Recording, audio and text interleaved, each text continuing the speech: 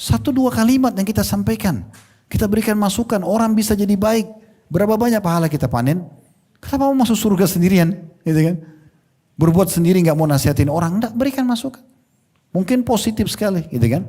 Maka ini salah satu efek daripada perbuatan-perbuatan baik itu. Ya, bagaimana banyak orang yang taubat karena nasihat, banyak orang yang bekerja berbuat kebaikan justru karena nasihat, maka jangan haramkan diri kita dari pahala amar ma'ruf nahi mungkar. Allahu Rabbi wal Islam dini wa Muhammadan Rasulullah. Assalamualaikum warahmatullahi wabarakatuh.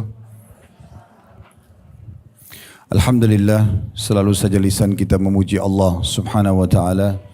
Sebagai seorang muslim kita sangat yakin kalimat Alhamdulillah adalah kalimat penghubung antara kita dengan Sang Pencipta Allah, yang dengannya segala kebutuhan kita untuk roda kehidupan di muka bumi ini akan kita dapatkan dan selalu bisa bertahan karena Allah menjadikannya sebagai kalimat syukur atau berterima kasih, dan puncaknya kita akan dapat nanti balasan yang sempurna di akhirat sana dengan surga yang abadi.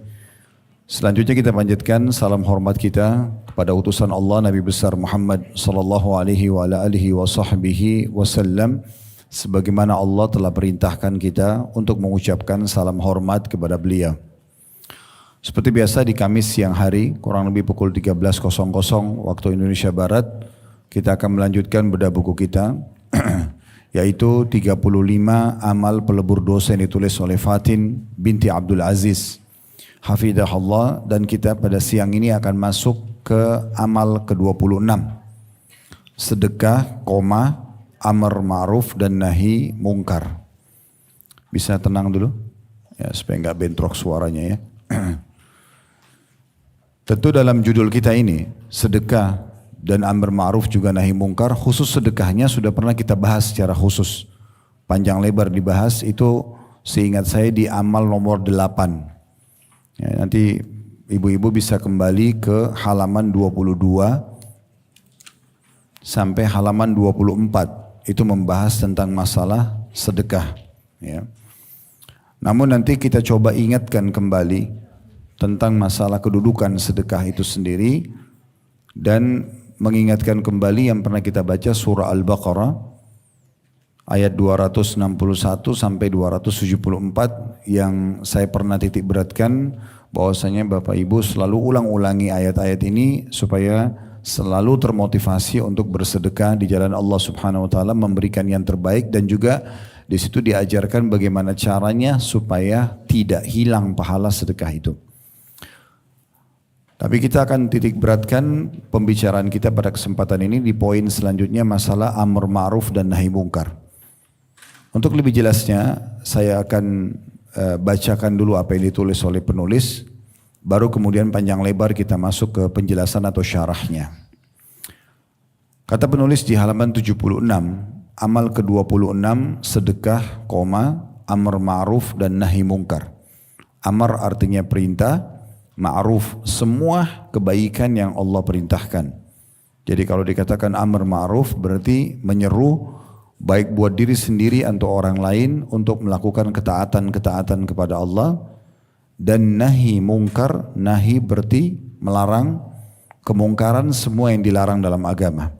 Ini salah satu kaidah dasar sekali dalam Islam dan merupakan kewajiban yang harus difahami oleh setiap muslim dan muslimah.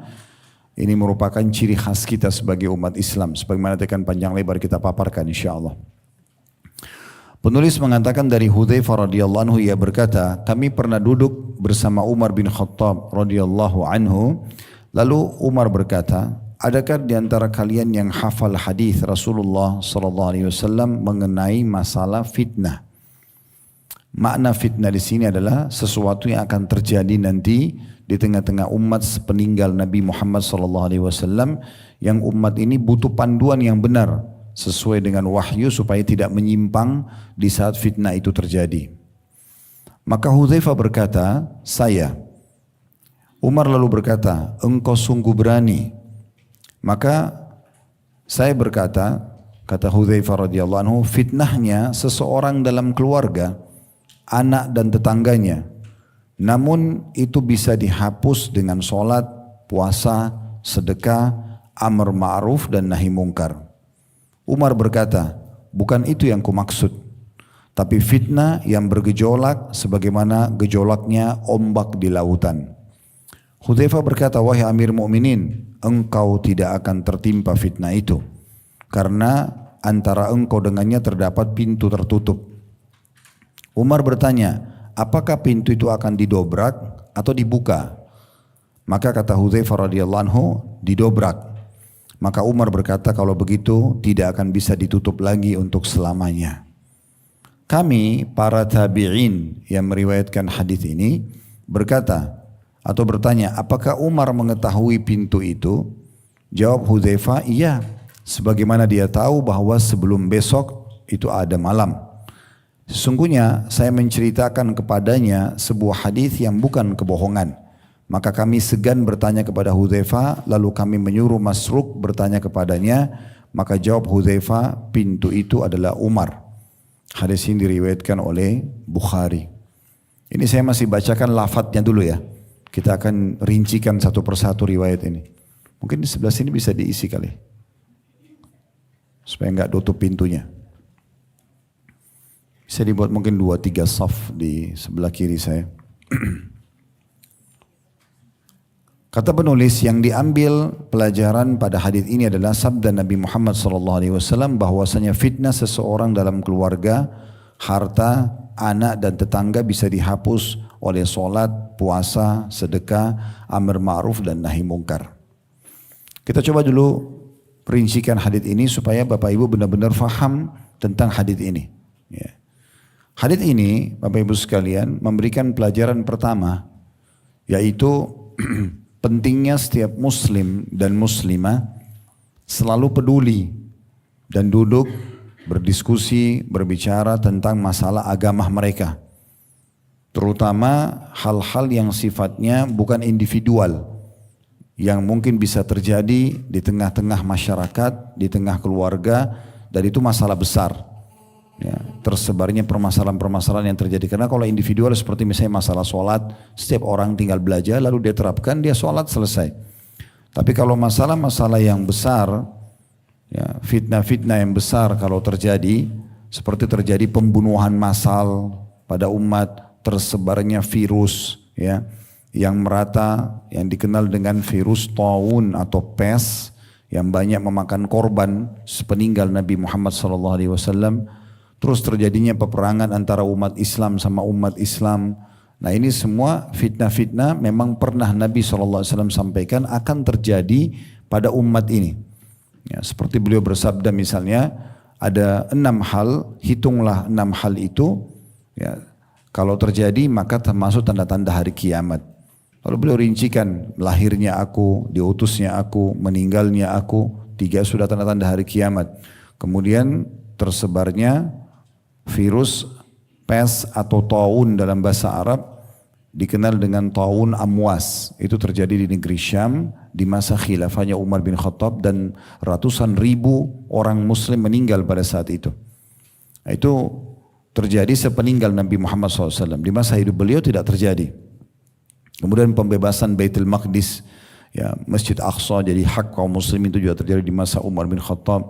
Maka ini sesuatu yang terjadi yang besar yang mungkin melibatkan banyak di antara kaum muslimin. Nah ini yang dimaksudkan adalah poin penting untuk didiskusikan.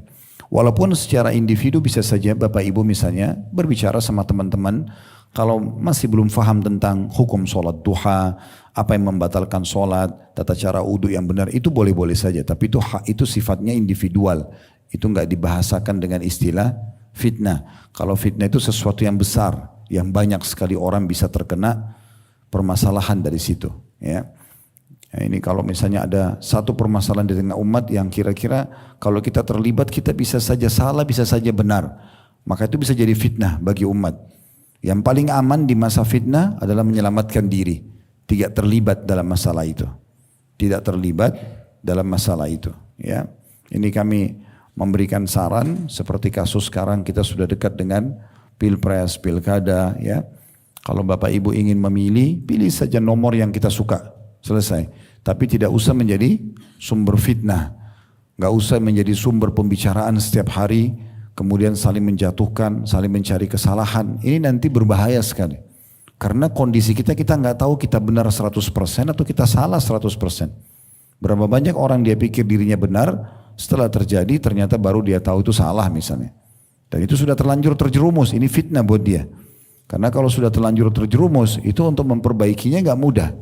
Mirip Bapak Ibu sekalian, kita kalau punya sebuah konsep di lisan kita, sebuah ide, apalah, sebuah tema, kalau kita belum ucapkan perkataan tersebut itu masih milik kita. Kita bisa kuasai. Tapi kalau sudah diucapkan, semua perkataan yang sudah diucapkan berarti sudah milik publik. Dan ini susah untuk ditarik kembali. Kita mau sampai minta maaf pun, belum tentu semuanya orang memaafkan. Berapa banyak orang yang tersakiti misalnya. Oleh karena itu hati-hati sekali. Ya, setiap muslim harus hati-hati. Di masa-masa kita sekarang terlalu banyak kejadian-kejadian yang bisa membawa atau melahirkan fitnah dalam hidup dia. Makna fitnah, dia terjerumus dalam dosa, tapi dia nggak sadar kalau dosa. Atau sudah terlanjur terjerumus, tapi karena sudah terlanjur terlalu jauh, dia nggak bisa perbaiki. Yang paling aman adalah menahan diri, tidak terlibat dalam masalah fitnah-fitnah seperti ini. Ya. Mohon maaf. Jadi kalau saran saya sekali lagi, nanti kalau kita mau pilpres silahkan. Anda datang TPS atau yang apa yang ditunjuk oleh pemerintah atau dinamakan, kemudian pilih, habis itu selesai. Itu hanya sebatas memilih ini pilihan saya, Anda jeblos selesai. Tidak usah menjadi sumber pembicaraan yang setiap hari, ya, apalagi ibu-ibu yang lagi goreng tempe nanti tempenya hangus, ya. Jadi nggak usah masuk ke alam politik yang bukan alam kita sama sekali. Laki-laki saja nggak perlu. Karena sekarang di masa seperti ini hampir semuanya orang tiba-tiba berubah menjadi ahli politik, ya. Di warung kopi, di restoran, di jalan-jalan, semuanya bicara seakan-akan mereka pakar. Padahal sebenarnya sama sekali tidak paham. Gitu ya. Jadi kita ini seperti penonton bola. Ya. Kalau orang lagi main bola, sebenarnya pemain-pemain bola itu dari kecil sudah latihan tendang penalti, sudah latihan dari kecil. Ya. Sekolah bola bahkan ada dari kayak kita SD. Begitu mereka jadi pemain terkenal, namanya orang bermain, bisa saja tendangan penaltinya meleset. Tapi subhanallah kita selalu temukan penonton jauh lebih hebat daripada pemainnya. Begitu meleset tendangan sedikit, bodoh, ganti, dan segala macam. Padahal belum tentu kalau dia masuk dia bisa tendang bola itu. Ya. Dan yang jadi masalah, cacian-cacian yang keluar dari lisan mereka, para penonton ini susah untuk diperbaikin. Gimana caranya bertemu sama pemain bola itu untuk minta maaf setelah dia caci maki orang dengan bodoh, goblok, dan segala macam. Ya. Karena harus hati-hati sekali. Jadi nggak usah libatkan diri terlalu jauh dengan hal-hal yang tidak diperlukan. Dalam Islam kita dianjurkan Bapak Ibu sekalian, makin kita tidak banyak tahu tentang masalah orang lain makin bagus. Makin bagus. Jadi nggak usah, ini sering saya beri saran. Kalau lagi waktu lowong, ya, lagi memang tidak ada aktivitas, badannya sehat, rumahnya nyaman, makanan semua ada alhamdulillah, tidak usah di saat itu cari kontak di handphonenya, lalu cari siapa temannya yang sedang punya masalah, ya. Kemudian WA ke dia, kamu ada masalah apa, curhat aja sama saya. Mulailah dia melahirkan konflik dalam hidupnya, fitnah yang tidak perlu. Akhirnya temannya cerita permasalahan dengan suaminya, dia terbawa emosi, dia juga marah sama suami temannya, padahal dia tidak tahu apa-apa. Bisa saja temannya yang salah. Atau masalah dengan pembantunya, atau masalah dengan supirnya, atau masalah dengan partner bisnisnya, yang tidak perlu. Untuk apa ibu mencari, melahirkan masalah, atau ya sebuah syubhat, ya, permasalahan fitnah dalam hidup yang tidak diperlukan. Tidak ada keterlibatan kita di situ dari awal, kan gitu. Kalau ada waktu luang lalu bagaimana Ustaz? Gunakan berzikir kepada Allah, baca buku, hal yang bermanfaat. Masalah pendidikan anak, masalah bisnis, banyak. Kuliner kah, buat menu masakan baru, banyak yang bermanfaat. Jangan masuk ke alam orang lain. Tidak usah bicara orang lain Bapak Ibu sekalian. Tetangga bantal kita saja, suami ataupun istri, itu tidak ada kewajiban dalam Islam kita harus tahu semua tentang dia. Tidak ada kewajiban. Kita kenal dia, oke.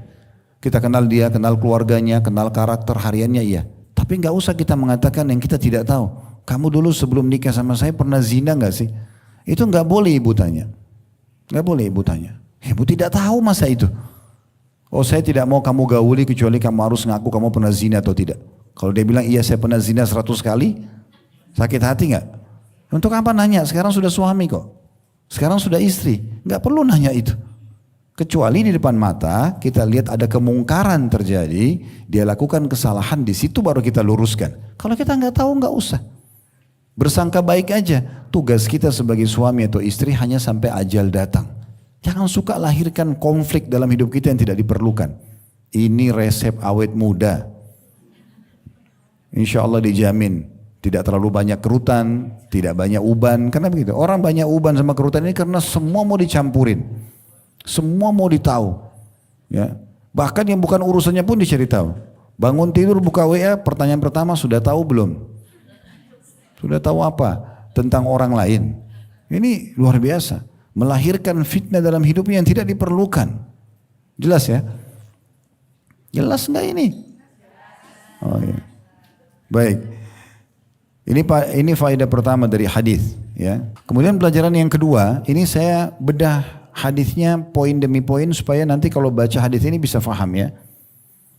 Jadi pentingnya seorang muslim untuk berdiskusi, berbicara tentang permasalahan umum yang bisa terjadi dan kira-kira apa solusinya. Itulah yang dilakukan oleh Umar bin Khattab dengan sahabat-sahabat Nabi yang lain termasuk Hudzaifah bin Yaman radhiyallahu anhu.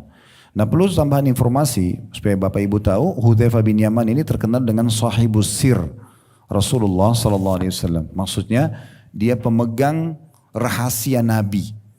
Hudzaifah ini orangnya karena sangat amanah. Nabi sallallahu alaihi wasallam kalau mau sampaikan tentang hal-hal yang tidak perlu semua umat tahu, maka Nabi sampaikan kepada Hudzaifah. Seperti misalnya siapa saja orang-orang munafik yang hafal namanya semua orang munafik di Madinah itu hanya Hudzaifah.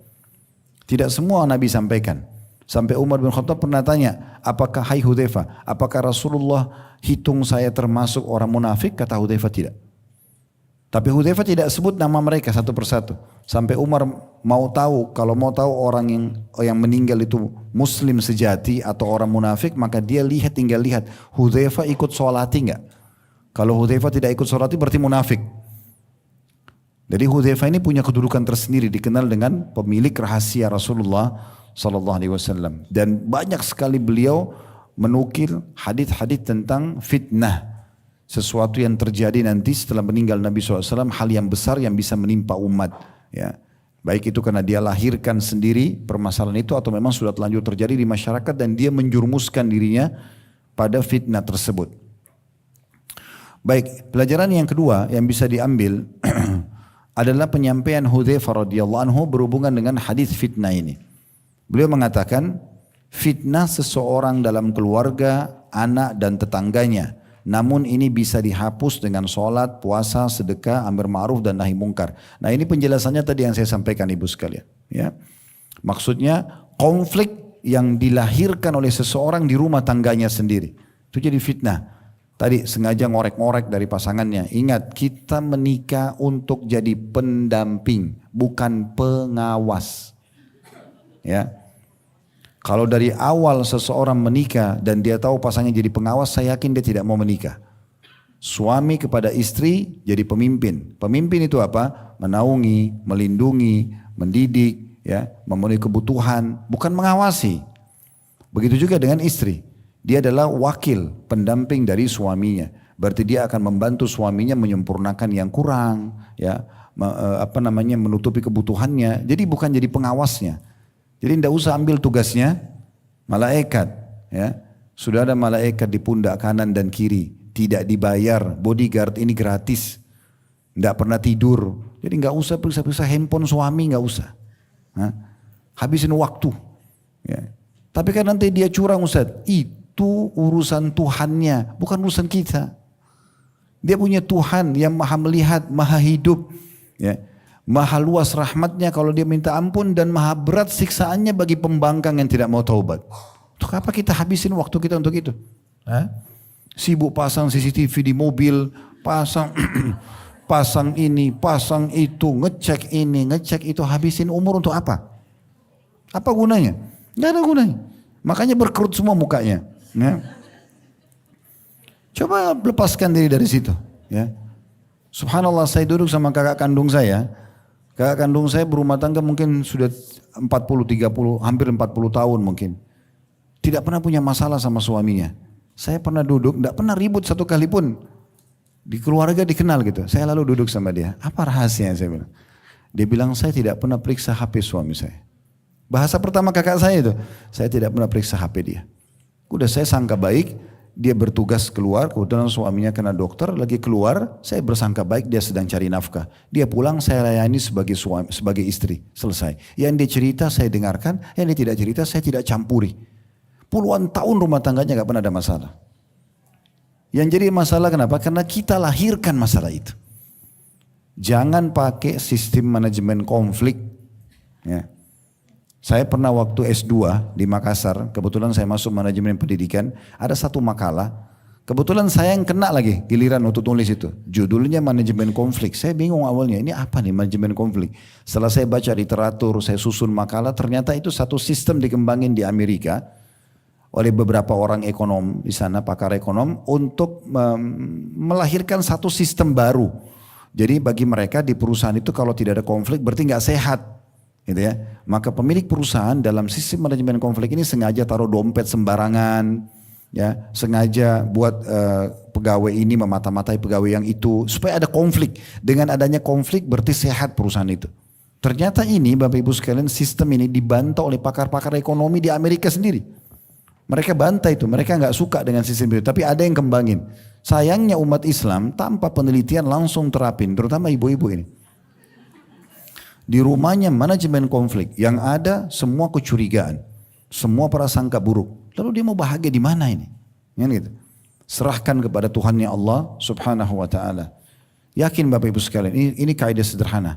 Kalau mau semua lingkungan kita baik, mulai dari kita dulu. Kalau kita sudah baik, kita jujur, sekitar kita akan datang orang jujur. Kalau kita dermawan, akan datang sekitar orang juga yang berbagi. Begitu, hari ini kita jenguk orang sakit, besok kita kalau sakit dijenguk. Hari ini kita bantu orang, besok kita akan dibantu. Sama, unsur timbal balik sama. Hari ini kita gosipin orang, besok kita digosipin orang. Jangan heran. Hari ini kita ambil barang orang, kita manipulasi, besok juga kita akan seperti itu. Sederhana kok, mulai dari diri kita sendiri. Maka semuanya akan aman berjalan. Ya. Ajal akan datang dan itu waktunya sedikit. Maka jangan buang hal-hal yang tidak ada manfaatnya.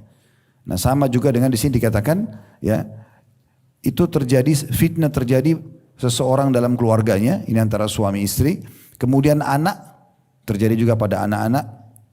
Saya sudah pernah berbagi, metode terbaik dalam mendidik anak tidak memberikan mereka pilihan. Metode terbaik mendidik anak tidak memberikan mereka pilihan. Ibu yang pilihkan dia dari kecil. Makannya, minumnya, pakaiannya, mainannya, temannya, sekolahnya. Yang pilih siapa? Kita. Karena kita lebih tahu. Saya sering kasih contoh di pengajian. Ada suami umur 35 tahun, ada istri umur 30 tahun. Anaknya anggaplah sudah 7 tahun mau masuk SD. Suami istri pergi ke sekolah, dua sekolah, sekolah A sama sekolah B. Mereka tanya kurikulumnya, tanya biayanya, ya, lihat lingkungan sekolahnya. Udah cocok nih sebenarnya. Sekolah A dindingnya warna biru, sekolah B dindingnya warna hijau. Kemudian setelah mereka sepakat suami istri, kayaknya dari dua sekolah ini sekolah A yang lebih cocok nih. Karena biayanya, karena jaraknya, mereka lebih paham. Sebenarnya dewasa, 35 tahun dan 30 tahun. Uniknya setelah itu tanya anaknya yang 7 tahun, nak kau mau sekolah di mana? Anaknya karena suka warna hijau, ini aja ayah, ini aja ibu. Dan bodohnya mereka ikutin si anak. Karena ini, dan anak ini tidak tahu jarak, tidak tahu biaya, tidak tahu kurikulum. Kenapa bisa anak kecil yang ngatur orang dewasa ini? Itu banyak terjadi. Itu banyak terjadi, unik sekali. Mereka nggak paham. Kita yang harus tentukan, biasakan dari kecil, ini nak ya, ibu buatkin masakan, baca bismillah, tangan kanan, syukuri nikmat ini. Biasakan dari kecil. Jangan tanya nak pengen makan apa, walaupun ibu sayang. Nggak perlu, karena kalau dia bilang ibu saya mau ayam goreng, ibu nggak bisa masak ayam goreng, kan jadi masalah. Bisa saja dia mengatakan, ibu ini masa itu aja nggak bisa atau gimana, kan jadi durhaka sama ibu. Ngapain buka pintu ini buat anak-anak? Anak-anak yang tidak dibiasakan punya pilihan dari masa kecil, itu pastikan setelah dewasa pun akan selalu bakti sama orang tuanya. Selalu tanya saran, ibu pendapatnya bagaimana, ayah pendapatnya bagaimana. Kalau bapak ibu lihat sampai sekarang, ada orang yang sudah 50 tahun tetap hormati orang tuanya karena dari kecil begitu polanya. Tapi kalau orang sudah biasa kasih, mau pilih anak, mau pilih ini nak, mau apa saja. Bahkan anaknya yang mengatur. Kadang-kadang suami istri mau keluar nih, rekreasi keluarga Sabtu atau Ahad. Yang ditanya anaknya kecil. Nggak ngerti apa-apa anak-anak itu. Bawa aja, bawa ke tempat. Di hotel ini, di tempat ini. Udah ini nak ya, di sini tempat kita. Syukuri main, silakan. Nah begitu. Jadi baik gitu ya. Apakah memang anak-anak sama sekali tidak dikasih pilihan Ustaz? Itu berbeda jawabannya. Kalau dia sudah dewasa, di atas 14 tahun, 16 tahun, sudah boleh diajak diskusi. Tapi kecil nggak boleh diajak berdiskusi. Ini banyak sekali terjadi fitnah ya. Sampai ada orang subhanallah demi untuk mengikuti keinginan anaknya sampai melakukan hal-hal yang haram. Mencuri, manipulasi data, hanya karena permintaan anaknya. Ini nggak boleh, jadi fitnah. Itu yang dimaksud di sini. Kemudian juga tetangganya. Jadi kita dianjurkan untuk mencari lingkungan yang sehat. Supaya selamat dari fitnah. Jangan sengaja masuk ke lingkungan orang-orang yang memang justru mengganggu kondisi kita. Ya. Jadi tetangga itu penting sekali. Makanya kata Nabi SAW, 4 hal termasuk dari kebahagiaan. 4 hal termasuk dalam kebahagiaan. Disebut yang pertama istri yang soleha atau pasangan yang baik. Ya. Kemudian yang kedua rumah yang luas. Yang ketiga kendaraan atau tunggangan yang nyaman. Dan yang keempat tetangga yang baik. Ini orang kalau sudah bisa menggabungkan 4 ini, pasangannya orang baik, orang soleh dan soleha, kemudian rumahnya luas, cukup untuk dia sekeluarga nyaman, ya, kemudian tunggangannya juga nyaman, tidak mubazir, pakai yang kendaraan yang baik boleh selama memang kita punya kemampuan, tidak mubazir sekali lagi, tidak berlebihan, dan lingkungan tetangganya baik, maka dia akan bahagia. Sebaliknya kata Nabi SAW, 4 hal termasuk kesengsaraan, sebaliknya, istri yang durhaka atau pasangan yang buruk ini. Kemudian rumah yang sempit, tunggangan yang tidak nyaman, dan tetangga yang jahat. Jadi kita termasuk bisa selamat dari fitnah adalah selamat dari lingkungan yang buruk ini. Jadi sangat wajar orang kalau sengaja cari komplek perumahan yang nyaman, itu biasa dalam Islam dibolehkan. Ya, selama dia mampu gitu ya. Sehingga bertetangga itu dengan orang-orang yang baik juga. Jauh dari lingkungan orang-orang yang justru suka melahirkan fitnah. Ya, suka buat masalah. Termasuk berpengaruh sekali orang yang punya jenjang pendidikan dengan tidak punya jenjang pendidikan. Bermuamalah dengan orang yang berpendidikan itu akan beda sekali. Ya, mereka lebih luas cakrawalanya, ya, lebih luas pengetahuannya, pengalaman hidupnya itu bagus sekali untuk berteman dengan orang-orang yang memang faham tentang masalah bagaimana bermuamalah dengan manusia. Nah, ini yang dimaksudkan. Kemudian kata Hudzaifah, namun semua itu bisa dihapus dengan sholat. Artinya kesalahan-kesalahan ini bisa dibersihkan dengan orang sering jaga sholat, puasa, sedekah. Lalu disebutkan yang keempat, amr ma'ruf nahi mungkar. Nanti kita akan lebih jauh membahas tentang amr ma'ruf nahi mungkar. Saya masih baru menjelaskan tentang hadisnya dulu ya. Supaya Bapak Ibu faham tentang hadis ini. Baik, itu faedah kedua yang bisa diambil dari hadis adalah masalah fitnah yang bisa terjadi dalam kehidupan seseorang muslim di keluarganya, anaknya ataupun tetangganya. Dan semua itu bisa dibersihkan dengan sholat, dengan puasa, sedekah, amar ma'ruf dan nahi mungkar.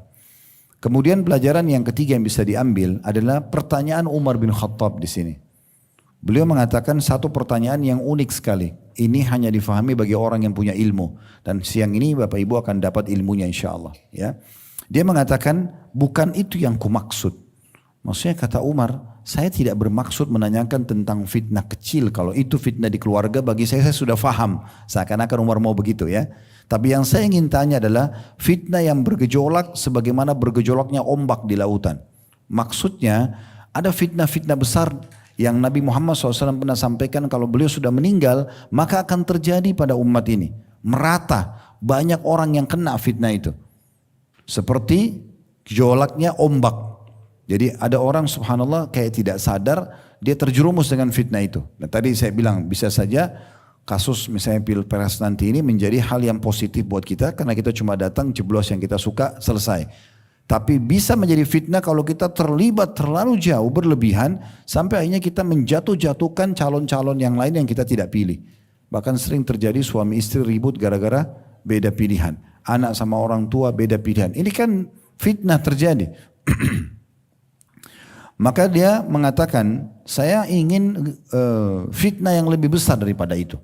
Yaitu terjadinya pembunuhan pemimpin umat Islam, peperangan yang terjadi di antara umat Islam, ya tersebarnya tadi wabah pes atau taun yang terjadi ya di masa kehidupnya Umar bin Khattab. Jadi dia ingin tahu ada nggak yang punya informasi dari Nabi tentang fitnah-fitnah itu tuh.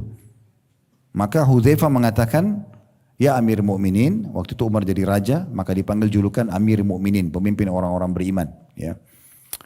Tidak usah anda pikirkan fitnah itu, karena antara anda dengan fitnah itu ada pintu. Antara anda dengan fitnah itu, maksudnya nanti tersebarnya penyakit taun, dibunuhnya, terbunuhnya nanti pemimpin muslimin, ada pemimpin muslimin terbunuh setelah Umar bin Khattab, ada terbunuh, Umar bin Khattab terbunuh, dan ada Utsman bin Affan dan Ali bin Abi Thalib terbunuh semua. Ya, di tangan orang-orang yang tidak menyukai pemerintahan beliau, gitu kan. Maka kata Hudzaifah, anda tidak usah pikirkan itu wahai Amirul Mukminin, karena antara anda sama fitnah itu ada pintu. Maka Umar berbicara, ini hanya Umar sama Hudzaifah yang faham pada saat itu. Umar bilang, pintu itu didobrak ya, atau dibuka. Maksudnya, nanti Umar ini, kata seakan-akan Hudzaifah mengatakan, kalau anda nanti ya sudah meninggal, barulah fitnah itu terjadi. Selama anda masih hidup, fitnah itu masih aman. Allah masih jaga fitnah itu buat umat terjadi selama anda masih ada. Makanya Umar bilang, fitnah itu, pintu itu didobrak, dirusak, atau cuma dibuka saja. Maka kata Hudzaifah, didobrak. Lalu kemudian kata Umar bin Khattab, kalau begitu tidak akan pernah bisa ditutup lagi kembali. Maksudnya susah sekali untuk diperbaikin. Kalau pintu fitnah itu sudah rusak, maka berarti umat ini tidak ada yang bisa membendungnya, gitu kan? Akan terjadi di tengah-tengah umat ini. Nah, kemudian dijelaskan di sini, para tabi'in bertanya kepada Hudzaifah setelah Umar bin Khattab pergi, ditanya, apakah Umar tahu tentang pintu itu? Kata Hudzaifah, iya. Dan pintu itu adalah Umar sendiri. Maksudnya, begitu Umar meninggal, barulah terjadi fitnah itu. Nah, ini kan berarti antara Umar sama Hudzaifah saja yang faham tentang masalah kejadian tersebut. Ya. Tapi yang sedang kita titik beratkan, yang ingin disampaikan oleh penulis di sini adalah sesuai dengan judul. Fitnah-fitnah kecil, maksudnya fitnah yang terjadi tapi lebih kepada lingkup antara kita sama orang-orang terdekat, suami, istri, anak, ya, kemudian tetangga, lingkungan, kegiatan sehari-hari. Dan kalau fitnah yang besar, itu juga ada solusi yang diberikan. Nanti akan saya sampaikan dengan izin Allah Subhanahu wa taala. Ini dulu memahami tentang masalah hadis yang disampaikan oleh penulis di sini. Baik, kita akan masuk Bapak Ibu sekalian kembali ke judul kita dulu. Judul kita adalah pembersih atau pelebur dosa ke-26, masalah sedekah. Sedekah tadi saya bilang, saya janjikan saya akan sampaikan secara global. Ini resep yang paling manjur ya, untuk memperbanyak harta, memberkahinya, terus kemudian memberikan solusi dari permasalahan tidak ditemukan permasalahannya, ya, menyelamatkan dari segala macam mara bahaya. Sampai seorang salaf mengatakan sedekah bisa menyelamatkan dari 70 pintu musibah. 70 pintu musibah. Sampai Abdullah bin Abbas mengatakan radhiyallahu anhuma, saya kalau punya doa yang belum saya lihat diijabah, ada permasalahan saya belum selesai, maka saya khusus keluar bersedekah. Sengaja bersedekah dengan niat bertawasul kepada Allah, menjadikan perantara dengan Allah sedekah itu supaya masalah saya selesai. Jadi apapun masalah kita bisa lakukan dengan sedekah. Bahkan terkadang kalau Bapak Ibu lagi berdoa kepada Allah dan ada masalah yang sedang dihadapi, ingin solusinya, biasanya Allah datangkan sinyalnya. Tiba-tiba ada yang WA minta bantuan pinjam uang. Kita lagi ada masalah. Sebenarnya itu solusinya. Beri di sini, di sana selesai masalahmu. Cuma kadang-kadang kita tidak faham dan tidak peka. Ya. Puncak kedermawanan seseorang itu justru mengikuti tauladan Rasulullah SAW. Beliau tidak pernah menolak siapapun yang minta. Tidak pernah ada orang datang minta kepada Nabi lalu ditolak, itu nggak pernah. Beliau tidak bertanya ini orang bohong atau tidak, intinya minta dikasih. Karena innamal a'malu binniyat, semua sesuai dengan niatnya. Kita niat memberi, kita dapat pahala. Dia niat menipu, dia dihukum. Gak usah khawatir. Saya sering kasih contoh itu. Di tempat kita ini, majelis kita ada orang datang bawa proposal masjid 100 juta. Lalu kita bantu semuanya. Sebulan kemudian kita tahu dia bohong. Rugikah kita? Enggak. Secara hukum agama enggak rugi.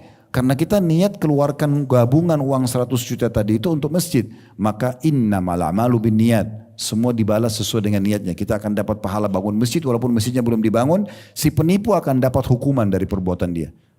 Dari sini kita ambil pelajaran, tidak perlu kita terlalu banyak ngorek-ngorek orang ini jujur atau tidak. Dia sedang minta. Kecuali jelas kita tahu orang ini penipu. Itu baru gak dibantu gak masalah. Jelas kita tahu orang ini akan beli dengan uang itu khamr, minuman keras, narkotika. Dia akan berzina, jangan dikasih. Tapi kalau kita tidak tahu gak usah. Syaitan seringkali aja kita negosiasi kan itu. Ya. Kalau mau bantu orang, lalu syaitan bisikin segala macam bisikan supaya jangan bersedekah. Ah mungkin itu anak pinjaman, kok dia masih kuat, kok dia begini dan begitu. Intinya ibu sedang digoda syaitan supaya tidak bersedekah. Bukan tugas kita itu, tapi kita berikan. Puncaknya kedermawanan dan puncaknya datangnya respon ya terhadap sedekah yang kita keluarkan dalam rezeki yang luas itu justru pada saat kita tidak perhitungan lagi. Makanya dalam sebuah riwayat Rasulullah SAW pernah duduk dan beliau mendapatkan beberapa keranjang kurma yang fresh, yang baru dipetik. Segar-segar itu sebenarnya buat beliau pribadi. Tapi rupanya banyak orang yang masuk ke masjid minta-minta bantuan. Maka oleh Nabi SAW dibagi-bagiin. Dan Nabi itu kalau bagi luar biasa, bukan bagi 2-3 butir, sekeranjang dikasih. Habis. Sekian puluh keranjang habis semuanya. Sampai Nabi sudah gak punya lagi. Rupanya masih ada orang dari Ansar, orang miskin dari Madinah datang, minta lagi. Rasulullah SAW tidak punya apa-apa, sedih. Beliau juga tidak mau minta kepada teman-temannya, ada sahabatnya di sekitar, tapi beliau diam saja. Tapi dari raut wajahnya kelihatan sedih. Umar bin Khattab pada saat itu sebagai mertua beliau dan sahabat beliau mengatakan, ya Rasulullah, karena dia tahu Nabi sedih, tidak bisa bantu orang ini. Allah tidak bebankan anda di atas kemampuan anda ya Rasulullah. Anda sudah bantu banyak orang tadi. Orang ini sudah habis, nggak ada lagi ya sudah. Nabi SAW diam aja. Lalu Ali bin Abi Thalib yang merupakan juga sahabat Nabi dan anak mantu beliau yang sekaligus di akhir hidupnya Umar menjadi anak mantunya Ali karena menikah dengan anaknya Ali, Ummu Kalsum radhiyallahu anha ajma'in. Yang jelas pada saat itu Ali mengorek kantongnya dan menemukan ada 3 dirham uang. Dia mengatakan ya Rasulullah ini masih ada 3 dirham, silakan anda sedekahkan di tempat yang anda inginkan. Maka Nabi SAW senyum dan mengatakan bihadza umirtu, beginilah aku diperintahkan. Beginilah aku diperintahkan. Jadi Nabi SAW sedih justru kalau ada orang yang tidak bisa dikasih. Bagaimana Ustaz kalau ada orang kerabat kita selalu dia aja terus rongrong kita minta. Kasih aja. Bedanya apa? Kasih dia dengan kasih orang lain. Coba pikir secara akal sehat. Sekarang ada sepupu kita bernama A. Dia rutin minta bantuan bulanan. Bedanya apa kita bantu dia sama bantu si C? Bedanya apa? Manusia sama manusia kan? Syaitan buat seakan-akan kenapa orang ini terus? Enggak masalah. Enggak masalah. Kotak amal yang sama selalu kita isi enggak masalah. Enggak harus kotak amal lain kok. Paham enggak? Bener enggak ini ngangguk-ngangguk? Ya. Soalnya kadang-kadang orang di pengajian gitu disampaikan yang tapi pulang enggak diamalin. Jadi enggak usah jengkel, dongkol itu enggak ada gunanya. Karena yang menggerakkan juga dia minta itu Allah. Itu dikasih kesempatan, mungkin amal terakhir kita. Para salafus salih, Abdullah bin Umar, Abdullah bin Abbas, radhiyallahu setiap hari depan rumahnya ada saja orang miskin yang minta-minta. Beliau selalu kasih. Gitu. Satu waktu, pernah orang-orang miskin itu semuanya tidak ada. Satu pun tidak ada yang datang. Dia buka pintu pagi-pagi, nggak ada. Habis sholat duha biasanya sudah nunggu semua nggak ada. Maka Abdullah bin Umar membungkus apa yang dia biasa sudah niat mau kasih, lalu dia sengaja keluar nyari orang-orang miskin itu. Sebagian orang muslim kalau tidak ada orang, oh, alhamdulillah hari ini tidak ada. Padahal sebenarnya dia harus sedih. Karena tanpa orang miskin ini, siapa yang bisa bawa sedekah kita ketimbangan amal? Kan mereka yang bawa. Makanya sebagian salaf kalau kedatangan orang miskin senyum sambil mengatakan, selamat bertemu orang-orang yang akan membawa amal kami ketimbangan amal tanpa upah. Itu ucapan mereka tentang orang-orang miskin yang kita minta. Selamat datang, mereka sambut dengan sangat gembira kepada orang-orang yang akan membawa amal kami, uang yang kita sumbangin 1 juta, itu dibawa melalui dia ketimbangan amal. Tanpa diupah. Kenapa tanpa diupah? Karena 1 juta yang kita kasih dia, dia pakai untuk kebutuhannya nih. Beli baju, bayar utang, susu anaknya, habis. Tapi angka 1 juta tidak hilang buat kita, akan dibawa ke timbangan amal nanti. Berarti kan seperti tidak diupah. Kita tinggal titip melalui dia, dibawa ke sana. Dia sebagai jasanya dia pakai aja untuk kebutuhan dia. Tapi nilainya tidak hilang buat kita di akhirat sana. Tambah lagi, Allah menjanjikan dalam Al-Quran, man ja'a bil hasanati falahu asyru amthaliha. Siapa yang melakukan satu perbuatan baik, maka akan dilipat gandakan 10 kali lipat. Jadi tidak ada nilai 1 juta kita kasih, kita nanti dapat 1 juta di timbangan amal. Tidak, minimal 10 kali lipat. Dan dalam hadis Bukhari bisa sampai 700 kali lipat, bahkan kelipatan-kelipatan yang banyak tergantung kadar ikhlasnya. Tidak dongkol, tidak ulang-ulangi. Saya sudah bantu si fulan, saya sudah bantu gini, tidak ria. Nah itu kadarnya, makin dia rahasiakan antara dia sama Tuhannya, maka makin besar pahalanya. Kan begitu. Dan tadi juga saya bilang, jangan selalu lupa ulang-ulangin baca Al-Baqarah 261 sampai 274. Saya akan bacakan cepat, kita ulangi lagi ya. Karena kita akan bahas masalah amar ma'ruf nahi mungkar. Saya baca ya. Mathalul ladhina yunfikuna amwalahum fisabilillah kamathali habbatin ambatat 7 sanabila fi kulli sumbulatin 100 habba. Allah yudha'ifu liman yasha' wallahu wasi'un alim. Perumpamaan nafkah yang dikeluarkan orang-orang yang menafkahkan hartanya di jalan Allah, sedekah, apapun sifatnya, masjid, rumah, anak yatim, janda, orang tidak mampu, apa saja, adalah serupa dengan sebutir benih yang menumbuh 7 bulir. Seperti satu benih kita taruh, tapi ada 7 bulir yang keluar. Dan pada tiap-tiap bulir ada 100 biji. Berarti kan 700 kali lipat ya. Karena seperti satu benih punya 7 bulir, satu bulir punya 100 biji. Ini Allah sudah jelaskan, itu perumpamaan orang yang bersedekah. Jadi dia keluarkan satu potong makanan tidak akan dinilai di timbangan satu potong makanan. Tapi akan berlipat menjadi seperti 700 kali lipat. Allah melipat gandakan ganjaran bagi siapa yang dia kehendaki. Dan Allah maha luas karuniahnya. Maksudnya yang suruh kalian sedekah begini, Allah yang memiliki seluruh alam semesta ini. Luas karuniahnya. Lagi maha mengetahui, maksudnya kadar niat seseorang. 262-nya, alladzina yunfikuna amwalahum fisabilillah thumma la yutbi'una ma anfaqu mannan wala adan lahum ajrum inda rabbihim wala khaufun 'alaihim wala hum yahzanun. Orang-orang yang menafkahkan hartanya di jalan Allah, kemudian mereka tidak mengiringi apa yang dinafkahkan itu dengan menyebut-nyebut pemberiannya. Kamu kan sudah saya bantu, kamu kan sudah saya kayak begini dan begitu. Tak usah sebut-sebut, namanya man. Diam aja. Udah kasih, selesai. Mau dia menjengkelkan, mau enggak pusing, enggak usah. Pokoknya antara saya sama Tuhan saya sudah kasih, gitu kan. Ini Allah mengatakan begitu. Dengan tidak kemudian mereka tidak mengiringi apa yang mereka nafkahkan itu dengan menyebut-nyebut pemberiannya, dan tambah dengan tidak menyakiti perasaan si penerima. Kamu gak tahu dari dia, kamu gak tahu dari sudah saya bantu, sudah saya begini. Itu apa? Gak usah bahasakan itu. Mereka memperoleh yang tidak menyebut-nyebut pemberiannya, yang tidak menyakiti perasaan si penerima, mereka akan memperoleh pahala di sisi Tuhan mereka, tidak ada kekhawatiran terhadap mereka dan tidak pula mereka bersedih hati. Maksudnya Allah akan buat hidup mereka bahagia dan mereka akan dapat balasan maksimal nanti di timbangan amal hari kiamat. 263-nya, qaulun ma'rufun maghfiratun khairum min shadaqatin yatba'uha adza wallahu ghaniyyun halim. Perkataan yang baik dan pemberian maaf lebih baik daripada sedekah yang diiringi dengan sesuatu yang menyakitkan perasaan si penerima. Allah maha kaya lagi maha penyantun. Maksudnya kalau betul-betul kita tidak punya pun, kita gunakan qaulun ma'ruf, perkataan yang baik. Maaf ya, benar-benar saya enggak punya. Tapi jujur ya, bukan kulkasnya penuh makanan tapi saya tidak punya makanan, bohong. Saya tidak punya uang tapi rekeningnya penuh. Itu antara dia sama Tuhannya, itu bahaya sekali, berbohong dengan Allah ya. Tapi di sini dia betul-betul kalau tidak punya maka tetap ada menggunakan qaulun ma'ruf, perkataan yang baik. Itu lebih baik daripada sedekah yang dikeluarkan dengan menyakiti hati perasaan si penerima. Baik, selanjutnya 264-nya, ya ayyuhalladzina amanu la tubtilu shadaqatikum bil manni wal adza kalladzi yunfiqu ma'ahu ria'an nasi wa la yu'minu billahi wal yawmil akhir famathalu kamathali safwanin 'alayhi turabun fa asaba wabilun fatarakahu salda la yaqdiruna 'ala syai'in mimma kasabu wallahu la yahdil qaumal kafirin. Hai orang-orang beriman, janganlah kamu menghilangkan pahala sedekahmu dengan menyebut-nyebutnya. Diulangi lagi nih. Enggak boleh sebut-sebut, saya sudah bantu kamu, saya sudah kasih kamu, saya sudah masjid sana saya yang berikan dan seterusnya.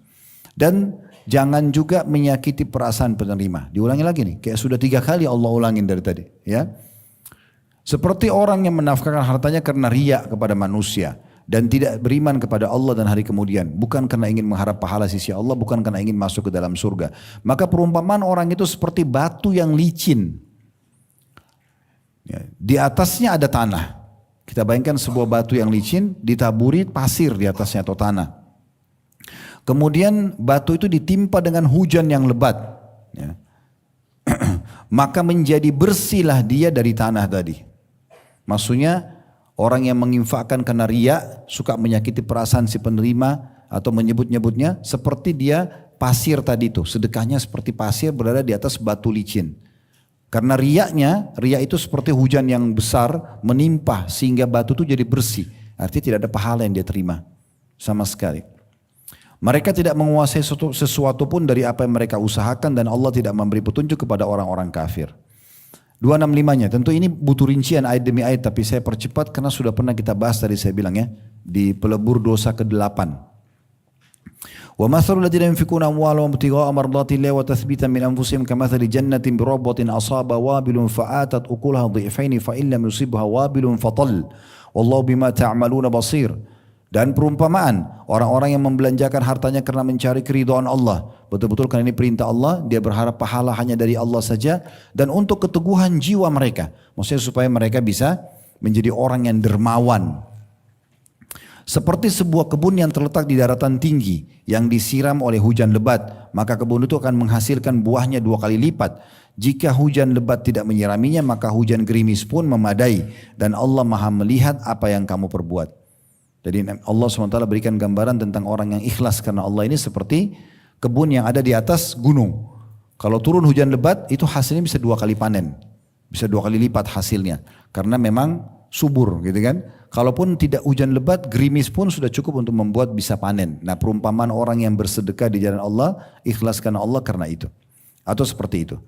266-nya, ayawaddu ahadukum an takun lahu jannatu min nakhili wa anabin wa tajri min tahta al-anharu lahu fiha min kulli thamarati wa asabahu al-kibaru wa lahu dhurriyyatun du'afa'u fa asaba isarun fi narun fahtaraqat kadzalika yubayyinu Allahu lakumul ayati la'allakum tatafakkarun. Apakah ada salah seorang di antaramu yang ingin mempunyai kebun kurma dan anggur yang mengalir di bawahnya sungai-sungai? Dia mempunyai dalam kebun itu segala macam buah-buahan. Kemudian datanglah masa tua pada orang itu sedang dia mempunyai keturunan yang masih kecil-kecil. Maka kebun itu ditiup angin keras yang mengandung api lalu terbakarlah. Demikianlah Allah menerangkan ayat-ayatnya kepada kamu supaya kamu memikirkannya. Maksudnya orang yang riak-riak ini suka nyakitin perasaan penerima, suka sebut-sebut. Maka itu ibaratnya seperti orang yang terus saja punya kebun-kebun yang luas, hasilnya tinggal mau panen saja, tiba-tiba datang angin ribut yang merusak semuanya. Sehingga tidak ada sama sekali yang bisa dia nikmati dari hasil panen kebunnya. Ayat 267-nya, ya ayyuhalladzina amanu anfiqu min thayyibati ma kasabtum wa mimma akhrajna lakum minal ard wa la tayammamul khabitha minhu tunfikuna wa lastum biakhidhi illa an tukmilu fi wa alamu annallaha ghaniyyun hamid. Hai orang beriman, nafkahkanlah di jalan Allah. Perhatikan pesan Allah di sini. Garis bawah baik-baik ya. Hai orang-orang beriman, nafkahkan di jalan Allah sebagian dari hasil usahamu yang baik-baik, yang masih bagus kualitasnya. Kalau perlu baju baru, makanan baru, buah-buahan segar, bukan bekas. Allah suruh infakkan yang baik-baik. Dan sebagian dari yang kami keluarkan dari bumi untuk kamu. Hasil panen kebun, pertanian dan seterusnya. Lalu apa Allah bilang? Ini 1400 tahun lalu turun. Perhatikan seperti Allah bicara sama kita sekarang. Dan janganlah kamu memilih yang buruk-buruk, lalu kamu menafkahkan darinya. Hasil panen duriannya, hasil panen rambutannya yang jelek-jelek itu keluarin aja, kasih aja tetangga, kasih aja orang miskin. Ya, dia sengaja infakkan yang buruk-buruk. Allah bilang jangan kamu memilih yang buruk-buruk, lalu kamu menafkahkan darinya. Padahal kamu sendiri tidak mau mengambilnya. Kalau kau sebagai penerima, kamu sendiri tidak mau mengambilnya, melainkan dengan memincingkan mata terhadapnya. Ya. Dan ketahuilah bahwa Allah maha kaya dan maha terpuji. Yang suruh kalian infakkan yang terbaik, itu Allah. Yang pasti akan balas juga kalian dengan terbaik.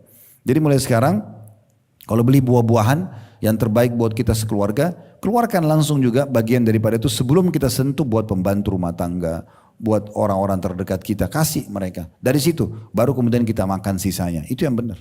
Bukan kita nikmati acak-acak dulu kotor semuanya, baru kemudian ini udah kasih aja orang. Ya, daripada dibuang, daripada mubazir, ya pahalanya juga daripada ini. Ya. Kemudian 268-nya asyaitanu ya'idukumul faqra wa ya'murukum bil fahsya wallahu ya'idukum maghfiratan minhu wa fadla wallahu wasi'un alim. Lalu siapa yang selalu membuat kita ragu, bimbang, kasih enggak ya? Ah, ini terlalu besar kali. Seperti itu ada negosiasi dalam diri kita. Itu syaitan. Kata Allah, syaitanlah yang menakut-nakuti kamu dengan kemiskinan. Ya, kalau keluarkan nanti kurang, saya mau makan apa? Dan menyuruh kamu berbuat kejahatan. Di sini yang dimaksud kejahatan kriminal adalah kikir. Kikir. Jadi kikir, pelit, perhitungan itu adalah bagian daripada penyakit jiwa. Nggak boleh dibiarkan. Kalau ada orang sudah kikir buat dirinya, buat keluarganya, ini orang penyakit jiwa. Ya. Itu disebutkan oleh Nabi SAW. Pernah ada satu orang, dia jadi pemimpin suku di Madinah. Orangnya tampan, berwibawa, bersih, kaya. Ditanya oleh Nabi SAW kepada orang-orang masyarakat sukunya dia, siapa bin kalian? Oh si fulan. Lalu kata Nabi SAW, bagaimana dia? Kata para orang-orang sukunya, anggota sukunya mengatakan dia orang berwibawa, dia tampan, dia kaya, cuma sayangnya dia pelit. Kata Nabi SAW, penyakit jiwa apa yang lebih berat daripada pelit itu? Untuk apa pelit? Gitu kan? Nikmati saja buat diri sendiri. Kasih orang lain untuk dibawa ketimbangan amal hari kiamat. Makin royal, maka juga makin banyak rezeki yang datang. Itu kuncinya. Dan puncak tadi saya bilang kedermawanan justru tidak pernah menolak siapapun yang minta. Berikan semampunya. Selebihnya tawakal kepada Allah SWT. Dan ingat resepnya tadi, jangan sebut-sebut. Jangan sakiti perasaan si penerima. Kita harus tahu diri kita lebih butuh kepada mereka daripada mereka butuh pada kita. Karena dengan mereka lah dibawa sedekah itu ditimbangan amal nanti. Lalu Allah mengatakan sedangkan Allah menjanjikan untukmu dengan sedekah itu ampunan darinya dan karunia, rezeki yang luas. Dan Allah maha luas karunianya lagi maha mengetahui. Ya, saya tahu beberapa jemaah kita Masya Allah yang Allah bukain rezeki udah nggak bisa ada batasnya. Tadinya mereka tuh miskin sekali. Saya tahu kondisi sebelum Allah bukakan itu rezeki. Satu kuncinya sedekahnya luar biasa. Sampai ada di antara mereka sengaja bawa uang untuk dihabisin sedekah itu. Ada orang yang meeting tahunan, program tahunan perusahaannya adalah nomor satu bukan keuntungan perusahaan. Bagaimana sedekah yang mau dikeluarin tahun ini, berapa jumlahnya. Harus cari yang terbaik, jumlahnya harus lebih besar daripada keuntungan perusahaan. Itu luar biasa. Resepnya sederhana. Sampai ada yang bilang sama saya, Ustaz, saya cuma duduk manis di rumah sekarang, datang sendiri. Miliar-miliaran itu datang dengan sendirinya. Saya cuma kerja biasa saja. Saya sampai akhirnya seperti orang ketagihan dengan sedekah ini. Ternyata dengan kasih ke orang makin datang. Resep sederhana. Karena investasinya kepada Tuhan alam semesta. Kasih orang miskin itu seperti kita sedang investasi sama Allah SWT. Tidak butuh perusahaan besar sebenarnya untuk investasi kalau mau dalam Islam. Justru tangga-tangga yang miskin, kerabat yang susah. Nah itu sumber investasi terbaik.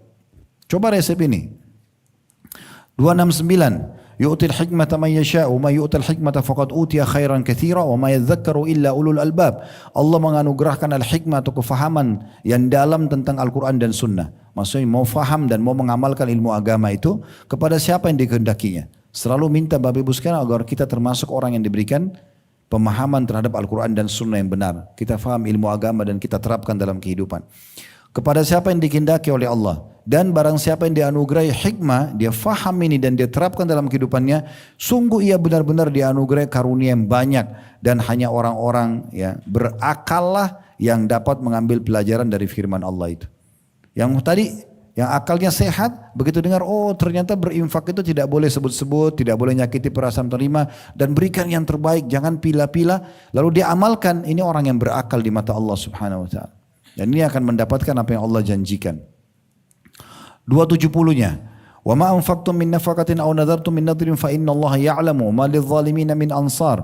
Apa saja yang kamu nafkahkan atau apa saja yang kamu nazarkan, kecil, besar, ya, yang kita keluarkan dari Allah, maka sungguhnya Allah mengetahuinya. Orang-orang yang berbuat zalim tidak ada seorang penolong pun baginya. Ya, maksudnya orang zalim ini orang yang sudah faham tapi tidak mau amalkan.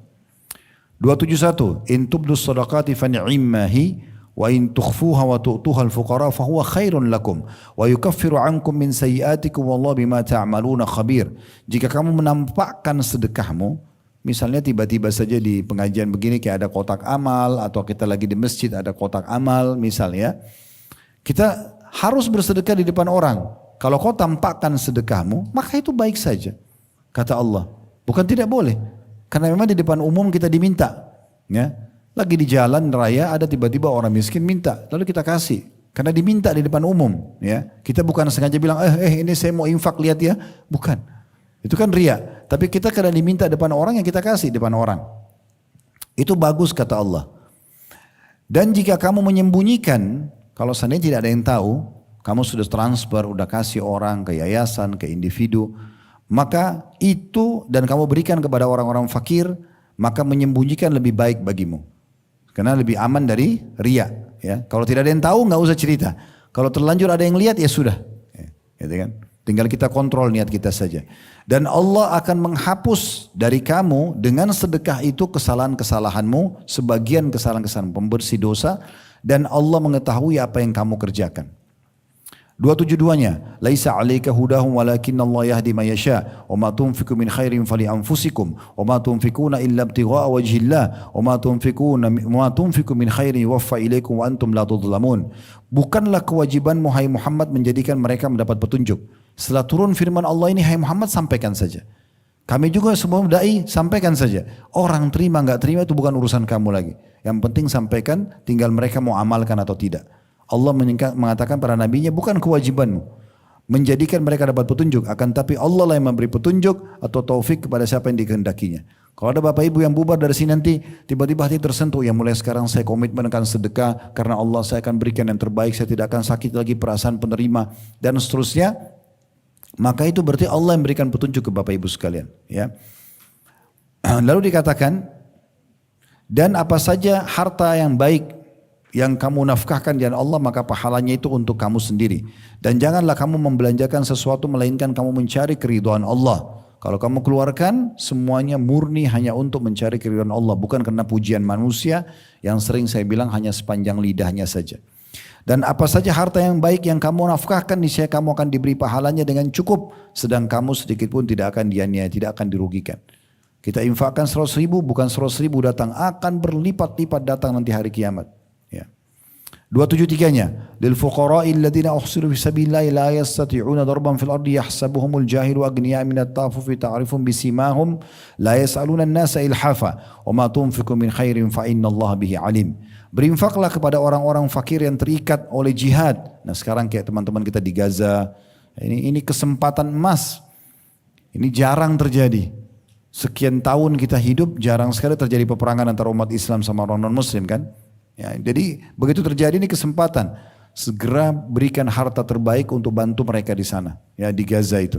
Ya, kami pun di yayasan ada penggalangan dana, kalau bapak ibu berminat nanti bisa tanya rekeningnya ke teman-teman atau ke yayasan mana saja yang kira-kira bisa dipercaya untuk memberikan bantuan. Ya, alhamdulillah kemarin sudah masuk bantuan kita itu 90 ton bantuan gandum, udah masuk alhamdulillah di Gaza. Dan juga kami sudah bantu obat-obatan, susu, segala macam selimut kebutuhan mereka musim dingin. Alhamdulillah sudah masuk di Gazanya. Ya. Dan itu satu hal yang sangat baik. Karena Allah menyuruh kita berinfak. Kalau ada orang seperti ini didahulukan. Ya. Berinfaklah kepada orang-orang fakir yang terikat oleh jihad di jalan Allah. Mereka tidak dapat berusaha di muka bumi. Karena orang-orang Gaza sekarang mau kerja apa? Rumahnya hancur, usahanya hancur. Keluarga yang sudah mati, banyak anak-anak jadi yatim, mereka sudah nggak bisa buat apa-apa. Kemudian dikatakan orang yang tidak mengetahui menyangka mereka adalah orang kaya karena memelihara diri dari minta-minta.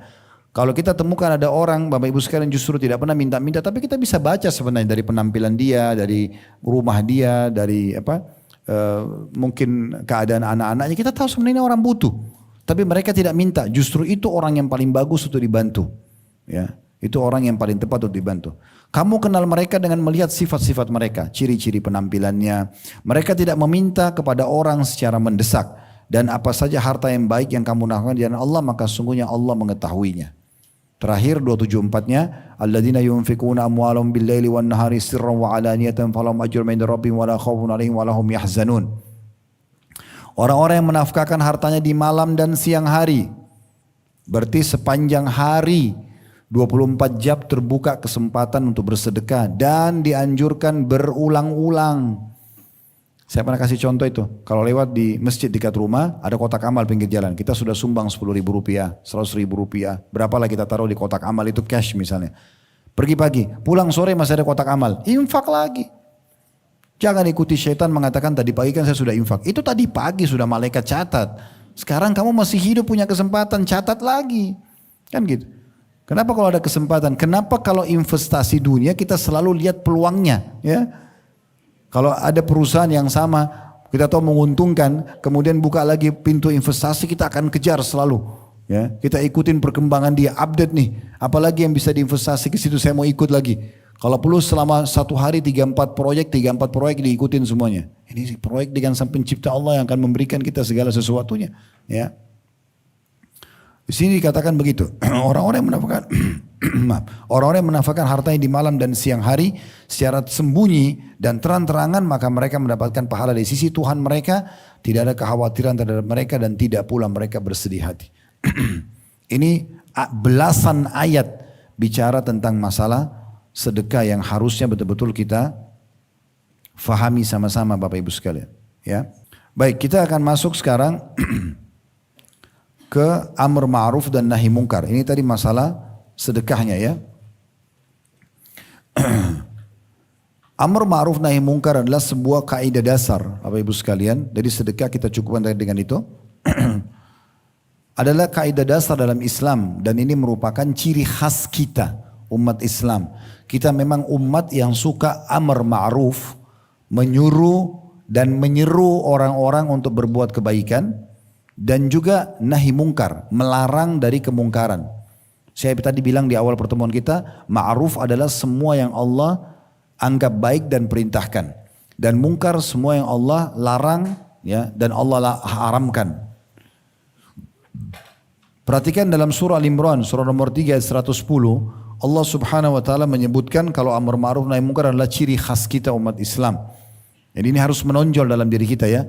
Jadi nggak boleh Bapak Ibu sekalian kita lihat seseorang meninggalkan yang ma'ruf. Ma'ruf itu kayak misalnya perintah ya. Kayak sholat, misalnya puasa, apalah yang wajib-wajib misalnya. Ataupun yang sunnah. Kita lihat orang itu tidak mengerjakan dan kita tahu dia tidak mengerjakan. Lalu kita ingatkan. Itu namanya amar ma'ruf. Ya.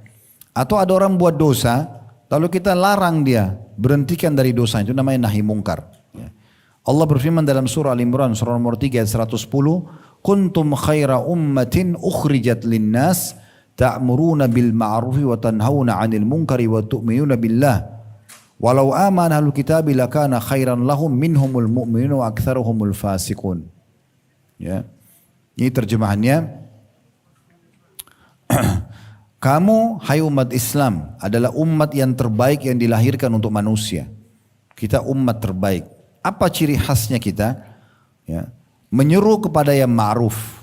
Kita selalu saling mengingatkan agar menjalankan kepatuhan kepada Allah.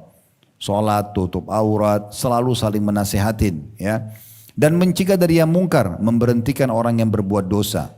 Dan beriman kepada Allah. Sekiranya ahli kitab itu beriman, tentulah itu lebih baik bagi mereka. Di antara mereka ada yang beriman dan kebanyakan mereka adalah orang-orang fasik. Saksi bahasan kita potongan awal ayat. Ya, kalau kita umat terbaik karena kita selalu amr ma'ruf dan nahi mungkar. Kemudian juga Allah menyebutkan dalam surah At-Taubah, surah nomor 9 ayat 71 tentang ciri khasnya laki-laki mukmin dan laki-laki perempuan mukminah, di mana mereka memang selalu saling mengingatkan tentang ma'ruf, perintah Allah dan melarang dan nahi mungkar atau melarang dari kemaksiatan. Sebagaimana Allah sebutkan dalam surah At-Taubah ayat 71, wal mu'minuna wal mu'minati ba'duhum awliya'u ba'd ya'muruna bil ma'rufi wa yanhauna 'anil munkari wa yuqimuna as-salata wa yu'tuna az-zakata wa yuti'una Allah wa rasulahu ulaika sayarhamuhumullah innallaha 'azizun hakim. Sekali lagi At-Taubah surah nomor 9 ayat 71. Terjemahannya, dan orang-orang yang beriman yang dianggap laki-laki beriman dan perempuan beriman. Sebagian mereka adalah menjadi penolong sebagian yang lain. Mereka menyuruh mengerjakan yang ma'ruf. Mereka selalu saling mengatakan, ayo sholat yo, ayo puasa yo, ayo sedekah yo, ayo hadir ta'lim yo, ayo gini. Itu terus dari kebaikan kepada kebaikan. Mereka saling ngajak. Dan mereka juga mencegah dari yang mungkar. Kalau ada yang mereka kenal berbuat salah, jangan lo, haram lo, nanti Allah marah, nanti kamu dihukum, nanti begini, nanti begitu. Itu nahi mungkar namanya. Kemudian mereka mendirikan sholat, menunaikan zakat, dan mereka taat kepada Allah dan Rasulnya. Apa yang Allah Rasulnya bolehkan halal dinikmati, apa yang dilarang ditinggalkan, apa yang diperintahkan wajib atau sunnah dikerjakan, yang dilarang haram atau makruh dijauhi. Mereka itu kata Allah akan diberi rahmat oleh Allah. Rahmat artinya karunia. Itu bisa pengampunan dosa, peninggian derajat, pemenuhan kebutuhan, solusi dari permasalahan. Itu namanya rahmat Allah. Sesungguhnya Allah maha perkasa. Bagi orang-orang yang membangkang, Allah bisa hukum, dan Allah maha bijaksana. Maksudnya memberikan sesuai dengan kebaikan seseorang, bijaksana dalam mengambil keputusan. Ya. Kemudian juga disebutkan dalam surah Al-A'raf ayat 157, Allah Subhanahu wa taala berfirman, Al-A'raf 157, alladzina yattabi'una ar-rasula an-nabiyya al-ummiyya alladhi yajiduna maktuban 'indahum fit Taurati wal Injil ya'muruna bil ma'ruf wa yanhauna 'anil munkari wa yuhillu lahumut tayyibati wa yuharrimu 'alaihimul khaba'ith wa yadh'u 'anhum israhum wal aglal allati kanat 'alaihim falladhina amanu wa 'azzaruhu wa nasaruhu wattaba'un nura alladhi unzila ma'ahu ulaika humul muflihun.